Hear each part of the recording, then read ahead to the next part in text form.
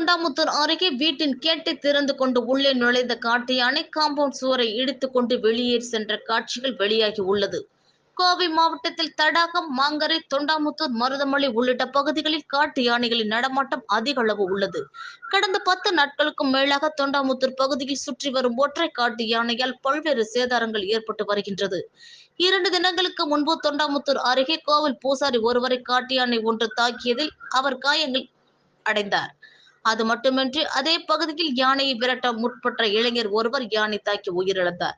இந்நிலையில் தொண்டாமுத்தூர் அருகே உள்ள மத்திப்பாளையம் பகுதியில் நேற்றிரவு ஊருக்குள் புகுந்த ஒற்றை காட்டு யானை இன்று ஊரை சுற்றி உலா வந்தது. இது குறித்து வனத்துறையினருக்கு தகவல் தெரிவித்தனர். சம்பவ இடத்திற்கு விரைந்து வந்த வனத்துறையினர் யானையை விரட்டும் பணிகளில் ஈடுபட்டனர். அப்போது அன்னை இந்திரா நகர் பகுதியைச் சேர்ந்த ரசில், பிரியா தம்பதியினர் வீட்டின் கேட்டை திறந்து கொண்டு உள்ளே நுழைந்த அந்த யானை வீட்டின் காம்பவுண்ட் சுவரை தாண்டி செல்ல முற்பட்ட போது காம்பவுண்ட் சுவர் இடிந்து விழுந்தது. இதனை அங்கு இருந்தவர்கள் செல்போனில் வீடியோவாக பதிவு செய்த நிலையில் தற்பொழுது அந்த காட்சிகள் வெளியாகி வைரலாகி வருகின்றது.